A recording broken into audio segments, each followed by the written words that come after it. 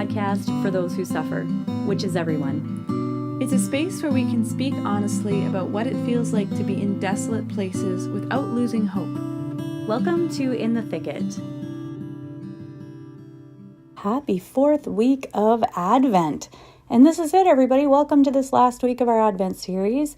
And this week we are talking about love and what it means to choose love in the midst of indifference or apathy or all things like that. So we hope that it's helpful for you, and we want to wish you and your families a very Merry Christmas and a beautiful New Year. And we'll be back with you with the second half of Season 5 on January 27th. God bless you. It's the most wonderful time of the year. Sorry. Anybody who's listening to this did not get to see the Aaron dance that happened during that. It was a good little dance. Yeah, Good. Mm-hmm. Yeah, no, we just had a lovely, hi ladies, by the way. Hi. Hi, everyone. Hi, everybody. Hello, listening. dear listeners. Welcome. I'm Erin. I am one of your hosts today, and I'm joined by my two other lovely co-hosts who are... Nicole. This is me.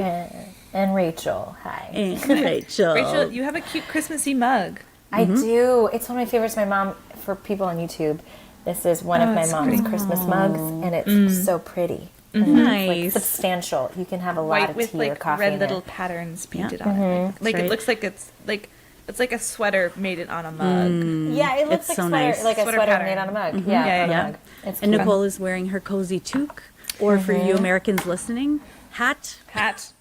Winter. I've winter. never said toque. What? No? I never really? said toque. No. In Manitoba, we just said hat. Okay. Whoa. That's That's crazy. that is There's crazy. a big French Is it population just- in Manitoba. Yeah, if you're French, you might say toque.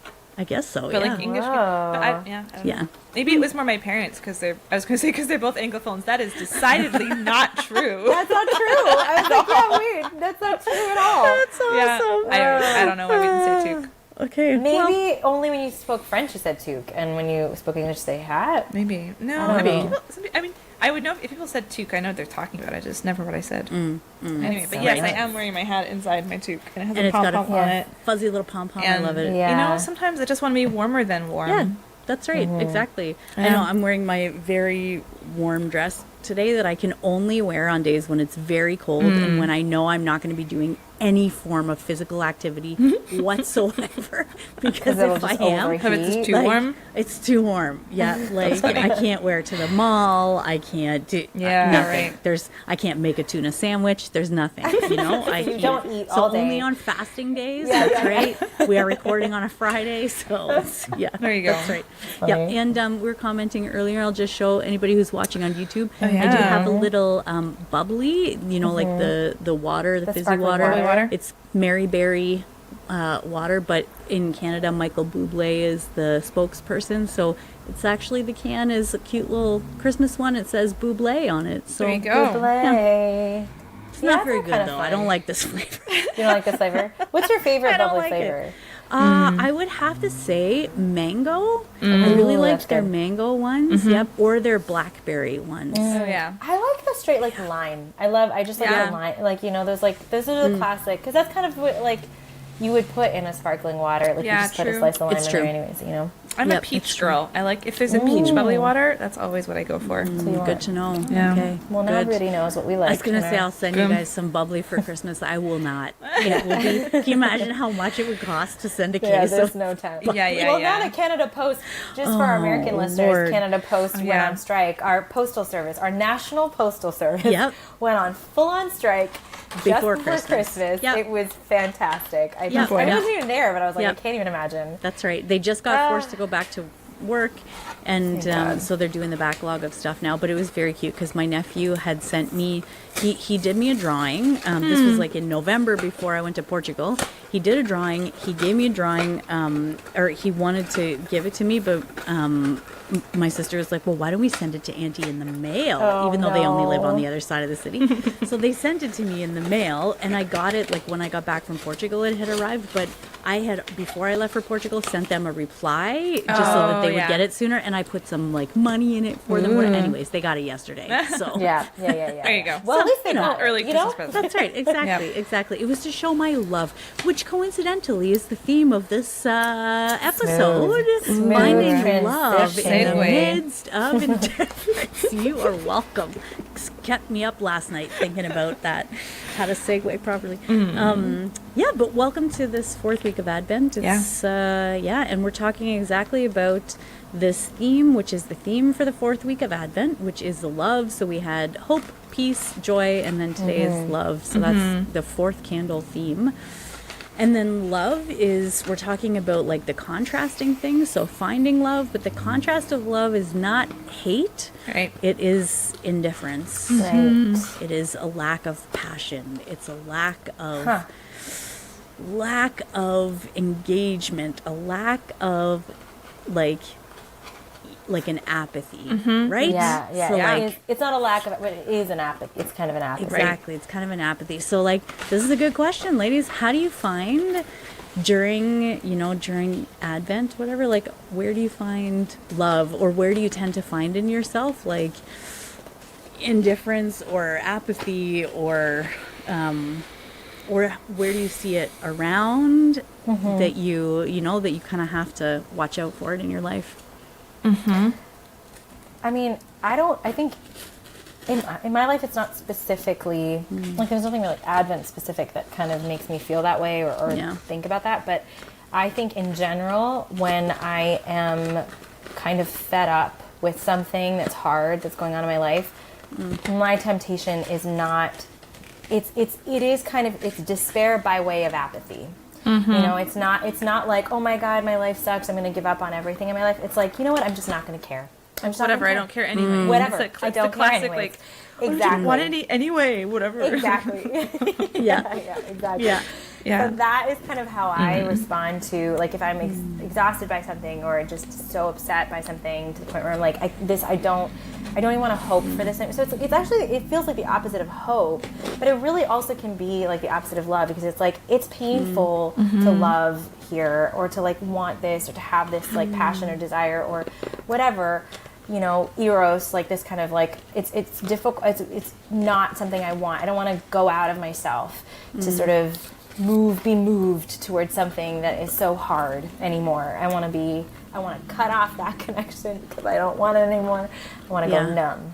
And that is my way out, my bad way out, you know? Yeah. So that's where I encounter it, I feel like. Yeah. That's good. Yeah.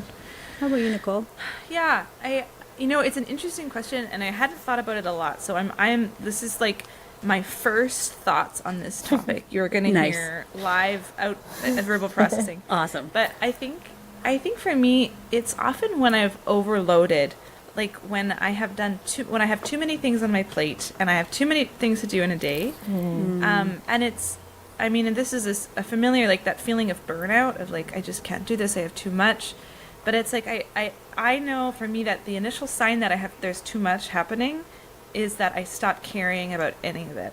Or I just feel like, whatever, like I don't care. Like I'll just use the same lecture as last year, like whatever, I'm just going to grade this stuff really quickly, whatever, or any of that. And that's usually for me the signal of, I've become indifferent, which means that I have too many things that it's beyond my capacity. Yeah. And so that's usually a sign that, and sometimes you just have busy periods of life and that's fine. But sometimes it's, for me, is also a signal to say, okay, like, God's capacity to love and to care is unlimited, but mine is finite. And like, if I have in pride or in, just kind of my own human weakness, taken on too many things, this is a sign for me that maybe I need to let some of these things go so that I can, do the things that I'm called to do, or ask the Lord for his strength, right? But yeah, I don't know. I feel like often when it comes to like caring about my work or things like that, that indifference is often a sign that like, oh, this is too many things right now. And like, I have to take care of Nicole a little bit. Yeah. In order to to love, to be like, be doing the duty of the present moment. And like, I don't know, like whatever saints I'll talk about, like doing every little thing with great love. Saint Therese? Saint Therese, yeah. And it's hard to do that if you have decided to do a million little things. You know, sometimes it's like, actually it's okay to do less and to do fewer things and to be poorer in that way and to be smaller and more hidden, but to be able to do those things with great love.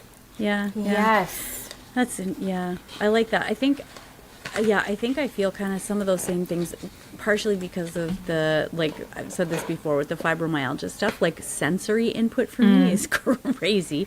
If it goes too much, I'm like, my body cannot actually handle it. And so I start getting symptoms of like dizziness or like ringing in my ears or like brain fog or things like that. So that's like a whole kind of separate thing. But but it's interesting to me, like, to talk about like to think about love in the midst of indifference, because in some ways I've noticed as I'm going about, you know, the season and whatever, and it always kind of happens that people get like a cheer in their heart, or they like, people actually give themselves over to love a little bit more readily in the season, because it's, you know, we should be thinking about others, and it's a time for giving, and it's a time for all of that. But then also it's like, because it's so busy, then it also accentuates other things, you know, like people's indifference or people's, so you see like kind of, I have anyways, like the both of these things, like people being really nice on one hand, and then people like cursing someone out in the drive-through lineup, like, or other things, you know. And for me, I think I feel like I kind of get pulled into both of those things. And I was thinking about it this morning because I was praying with one of the scripture where it talks about the angel appearing to Joseph in a dream and telling him that not to be afraid to take Mary as his wife, and And I was like, when he said yes, he was saying yes, not just to taking Mary as his wife, but also he was saying yes to like exclusion in their kind of, because being judged because, you know, she was found to be with child, and it couldn't have been his because they hadn't been, you know, the marriage hadn't been consummated officially, and or like having to move all these different places to escape all of and like he was saying yes to like this whole kind of life of unknowns. Very crazy life, very crazy life. But then I was like, Lord, like, I'm not really sure what you're saying to me here with this. And then when I was driving, which is like so often, I feel like half the stuff the Lord ever says to me is while I'm driving. But I was remembering this part from a book by Raniero Cantalamessa on virginity that talks about how celibacy for the kingdom is like, you're giving yourself for the kingdom, but actually it's about giving yourself to a person. And I was like, oh, so Joseph was not like giving himself to things, but he was giving himself to a person. And I feel like for me, the reason why it came up in my mind now is I was like, oh, I think I need a little bit of a reminder from the Lord of like, even in now, of all the busyness of all of the things that are on my plate or whatever, like, that to love doesn't mean to just do performative things or do whatever the things because I'm supposed to, but it's a deeper call to love, like to love a person. And I'm loving Christ in like doing all of these acts of love, because it can end up being kind of shallow in a sense in the world around us, and then it's like Christmas is over and people are like, well, screw you, it's back to normal now. It's all for like, it's every man for himself, you know. And I think it's, you know, talking about that like indifference versus like the intentional love, and why we're not saying hate, like why isn't hate the opposite of love? But I think too, like if I'm like if I'm, let's say, if something has happened with, you know, Nathan and I, and or you know, I can get into this mode where I'm like, well, whatever, like I don't care, or I'm just like, I'm fine, everything's fine, you know, like the classic example, if a woman says she's like everything is fine, it's like that's a bad sign. But I do that sometimes, and Nathan and I will sometimes joke about it, and I'll sometimes when I come to the level of self-awareness where I'm in like ice queen mode, we call the ice queen, because it's like where it's not, I'm not angry and I'm not loving, I'm just like just icy and indifferent. And it's like, okay, Nicole, what have you not actually looked at in yourself here, you know? And then sometimes like, something is, I hurt and I want to numb it all, because you can't. Yeah. I remember like a therapist telling me once, you cannot selectively numb your emotions. You either numb all of them or none of them. Ooh, that's interesting. I knew Yeah. that. And so if I don't want to feel the angry hurt feelings, and I numb and I become indifferent by choice, I'm not actually indifferent, but I'm pretending I am, or I can convince myself that I am, then that blocks that path to love. And so sometimes I actually have to go and allow myself to feel the hurt and feel the anger, and then like, express that, maybe go to confession if I'm holding on to resentment or something like that. And then it's like I can melt, and the love can come back in that indifference. So if I was mad and like had hatred or anger or something, that's actually would be a step towards love, because I'm actually, at least I'm allowing myself to feel something, and like, hopefully I don't say something hurtful or mean in that mode, but like those emotions are still a step on the way to love, and indifference is a further step back, I think. Yeah.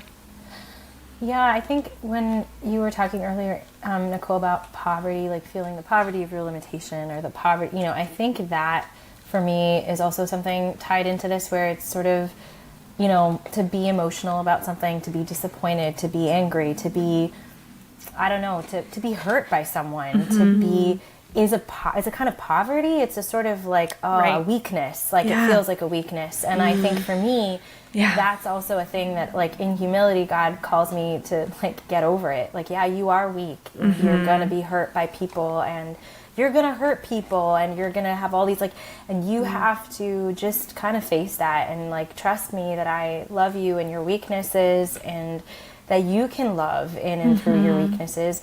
And you have to, in fact, because that's the only way you can love. Because guess what? You're small and finite and little and weak, and you're not actually God. So get over trying to be God and be amazing at everything, because that's it's not gonna happen. Right. And so it's like, it takes this kind of humility to be like, okay, I'm not gonna be indifferent. But I also, I was thinking about this, like, there's kind of indifference. I don't know if some saints talk about this. There's a kind of like there's holy indifference, right? Like, what is holy indifference? It's like, it's maybe holy indifference is sort of an indifference to my own, like, I'm not going to let my own weaknesses deter me. I'm going to sort of be like indifferent to the fact that I have weaknesses. I'm not going to let it sort of shape my understanding of it. Well, I'm so finite, I'm so limited, so I can't love. I'm so, this person has put all these blocks on, like, in our relationship, so it's not like, so I can't move forward. But I'm going to sort of see the situation and be like, God, like, indifferent to the implications of all these weaknesses beyond, like, in my own mind, and just be like, I have these these weaknesses. The situation comes with all these hard things, but God is God, and He is inviting me to let Him move things and shape things and place things, and I need to be open to that. Like, you're talking about Joseph and saying yes to the angel. Like, in some ways, he had to be sort of like indifferent to Well, and that's what craziness. Ignatius says, right? Like, that phrase is usually like from Saint Ignatius, of like, it's like when you're choosing between two goods. Like, that I don't prefer one or the other, because it's not a discernment if you're choosing between a good and a bad, because there's only one right answer, But like, exactly like you say, Rachel, it's hard to like, what is the move of love when you're discerning kind of between two goods, even, or and the Lord knows, right? Like, the Lord knows how to direct, but to come to a place where there's a good indifference, in the sense of like, we're waiting for the Lord's will, and we're really watching to see where He directs, is a beautiful thing. It's a good thing. That's actually like part of the normative Christian life too. I wonder if we could almost draw like a continuum, right? Where you have like the counterfeit indifference, which is like, I'm just numbing myself over here, and I don't want to feel anything, and I'm not. And then there's the next step, is to actually feel what you feel and be honest with those things, right? And then on the other side, it's to say, okay, I feel what I feel, I'm honest with what desires, and I surrender to the Lord's will. Yes. And that's that holy huge difference. thing to say, like, it's an and, because that's something that's an education that I feel like God has given me the last few years of, like, because my struggle is, right, which is what we're talking about, like, numbing myself, like, I shut down the desires, basically, because that's, like, easy. But God has, like, literally educated me to be like, what are you need to be aware of your desires, Rachel. Wake up to your Yeah. desires. And then, but it's interesting because it's like, don't wake up to be a slave to your desires, but wake up to your desires, like really welcome, like they're part of you. And then let me like I think I went to this talk with Father Gregory Pine where it was really instrumental in sort of this kind of waking up. And I remember we were talking about like, you need the river, you need the current. You don't want the river to dry up, you need the current. But then God needs to direct the current. But you do need the current. So it's like you need all these desires. Yeah. You Yeah. want to cultivate them in such a way that gives God sort of room to then shape them and like drive you forward in the path of love, like where you're Right. called to go, you know? Right. And Yeah. that's really hard, but it's Yeah. awesome. Yeah. Yeah. I think, yeah. I think on a personal note too, Yeah. yeah. I mean, so Nathan and I have been married for a couple of years and we don't have kids yet, and it's something we desire, and we're trusting that the Lord is, it's just in things are in God's time. But there is kind of this choice that I have sometimes, either to just be like, okay, well, we don't have kids yet, so I'm just gonna numb that and just throw myself into my work or whatever it is, but then it's like, well, the Lord is inviting me to actually let that current of like a desire to love and nurture, to be present and to be flowing, and say, okay, Lord, I'm a woman, so by virtue of my womanhood, I am called to be mother, like as all women are called to be mother. And so that means I am called to be mother today. So how am I called to be mother today to those in my life, whether it's my students or it's making candy cane Rudolph for some of the kids in our neighborhood or whatever it is. So cute. Yeah. And to let that then continue to be in since my indifference, to not calcify into, but I want children and I want them now, and this is but to say, okay, I want this, and so Lord, how are you calling me to do this today? And that's the challenge, I think. I love that word. I think that is exactly the word. Like, to calcify is like the opposite. Like, love is dynamic and it's movement and it's like growth, and it's never sort of this like frozen, strange, awful, like immovable thing. It's like this incredibly dynamic thing. I feel that way about marriage in my life. Like, there's a temptation always to be like, forget about it. I mean, because I love my life on its own, I could totally, but the Lord is like, no, you can't forget about it. You have to keep this desire there. You have to cultivate it. You have to be open to it. I had this experience in a small way with my final papers, where I was like, oh my gosh, there's so much going on. Like, I just kind of don't care, and I just want them to be over. Right. And part of it was like thinking about my grades. I think I was like, oh God, I don't think I'm going to do that well, so who cares anyways? And I had this moment where the Lord was like, no, give up whatever the grades, the outcome is going to be. Just like, let that go.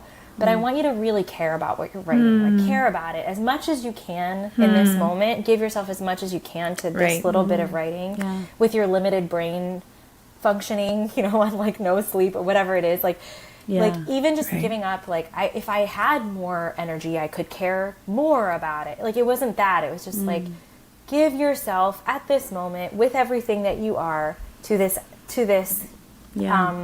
place that I'm asking you to pour yourself into. Yeah. And No, I think that's the thing that I find challenging sometimes is like being able to pour myself into something when I know that it's not going to be perfect, or when it's not going to be good, or because there's like I think part of it is a good thing. Like, I want to be. Oh, also, Nicole's going to pick up her husband from work. So if you see her face disappear or her voice disappear, then that's why. That's why I do have to go. I'm so sorry. We don't normally do this. We This is going love to make you you. feel like you're right at home with us, just hanging out. Exactly. Yeah, that's and, right. you can all stay, but I have to go. I'm actually That's usually like right. this at parties. I'm always the first one to leave. I like reach a point where I'm like, anyway, this was lovely. Good night, everyone. all right. party with Nicole. That's right. Okay, so this is like real life. So I love you guys. Love and you.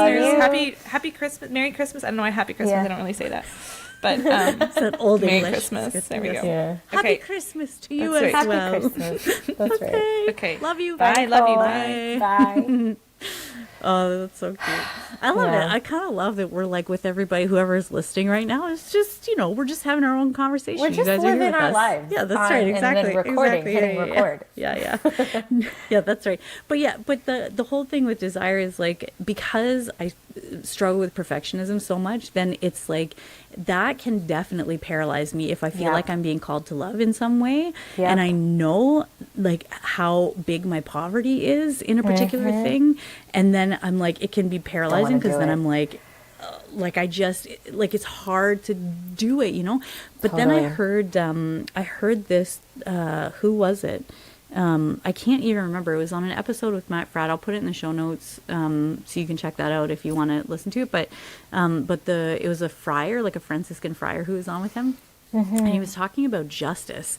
And they were talking about how justice, like God's justice, takes into account our weakness. Yeah.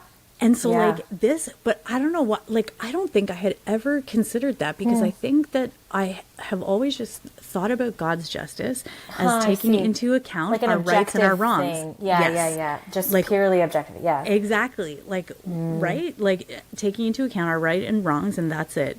And not taking into account the weaknesses like that we have. Yeah. Like us as a whole person. Yeah. That's part of our, you know, our failures and our sin and our, like, all of those kind of things.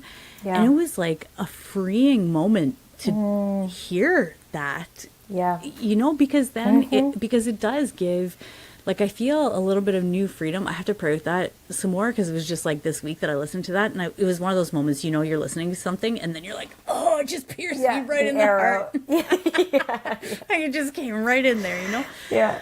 But I think it is that sense of like, oh, because there's so much more freedom to love and to like to give myself, to pour myself out, even though I know it will be imperfect and even though I know it's going to come with all my flaws and weaknesses and even though I know it might even be like unintentionally hurtful to people at some point, or you know, but to know that like the Lord is like that he sees all of it. He doesn't just see the objective actions that I'm doing or not doing or whatever, but he sees all of me, all of my heart, all of my desire, all of my intentions that are in everything, you know?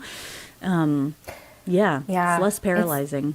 Oh my gosh, it's so much like you can be so generous with love, so much more generous with love when you give up the desire to love, or not the desire is good, when you give up the expectation that you will be able to love perfectly on your own effort and or at all, like maybe even with God. Like I was talking a lot with my sister this during my paper writing sort of phase of the last couple weeks, and this experience of poverty, like huge theme of like poverty, just like own this poverty that I have of my weaknesses, my limitations, all this kind of stuff, so that I can give myself to my papers as best as I could and my weaknesses and my poverty, etc. But also this idea that like God's what God values and what I have to give is maybe more mysterious than I can account for, and I don't have the right in a way to take away what I'm being asked. You know, if I'm being asked to give myself, I'm being asked to give all of myself and not to prejudge what of this is going to be of worth to God and his work, but to actually just entrust to him everything that I am so that he can then decide and choose to use me as he wills. And that kind of poverty is much more generous because I'm like, okay, I'm not like curating it, this and that and blah, blah, blah. I'm just like, Lord, my little messy self here is all of it. Yeah. And you choose, you decide what's helpful, what's not, you decide. Yeah. And, you know, and a theme of my life, honestly, a theme of my life has been like the, two fish, 5 loaves, 2 fish. I don't even get it right. Yeah. Speaking of poverty, I don't even know the friggin' right number. 38 fish and 16.7 loaves. Yeah, that's right. And but that, you know, very vaguely to me, very ambiguous theme has been the theme of my life because I just feel like Jesus is always like, Rachel, just give me your friggin' lunch. Like, get over yourself and just give it to me, and I can do a ton with this. And that's and I keep coming back to that because I'm like, I think that's love as well, where like God is the one who teaches us how to love. And we're these little creatures who can bring him our lunch. We can bring him our little hearts that are like broken and small and finite, and sinful also. You know, struggling with sin and all these things. And then he can do something amazing. Like he really can. And he has. And look at the lives of the saints. I mean, that's the story of every single one of them. 100%. And it's so beautiful. So I was just gonna say that. Yep, exactly. Like the apostles, you know. Yeah. Like. Oh my gosh. The first like Pope. What he's done with them. Like look at everyone who knows him now because of these like 12 guys plus, These 12 all the dudes. women and the, who are like, it's crazy.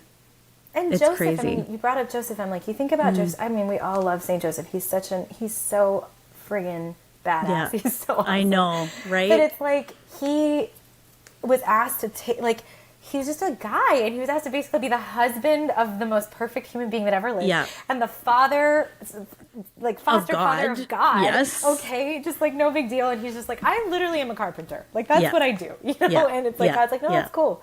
Yeah. I can work with that. And he said Yeah. yes in his humility and poverty. Joseph said Yeah. yes. So we got to do like he did, So good. I So love good. it. I love it. Love. Well, this is good. I hope, we hope, we'll speak on behalf of Nicole too. Yeah. All of us are hoping that, that you all have had a really blessed Advent. Yeah. Yeah. Do you have any God winks to share, Rach? We didn't even talk about God winks. Do I have any God winks to share? I think I will share. I think, yeah, I do. I guess I'll go with this one, which is like every semester, I said this in our last episode with me and Nicole, because I was literally in the middle of writing papers and kind of delirious from just lack of sleep, because that's always where I'm at. And it's always kind of, I don't know if this is going to get done. There's a real danger that this might not get done, this paper, this semester. And it did, and people were praying for me, and it was like, I was delirious when I wrote one of my papers, and I was like, I know that I wrote it in English, and that's about it. Which, like, I mean, really- you can read Greek, so I that can is, read Greek now. There was some danger that other languages might get randomly That's put in right. there. But I tried, I really did. I remember like trying to like gear my brain up to like be like, okay, read this. But at times I would read the paper and I was like, nothing is making sense to me because I'm so tired. But I really wanted to do the best I could with that little bit of brain cell I had left. Awesome. And I did, and God honored it. He honored it. And sometimes, he lets me fall on my face, and that's okay too. But but he honored it, and more importantly, I learned these great lessons, and now I'm done my coursework for my PhD. So on to another thing.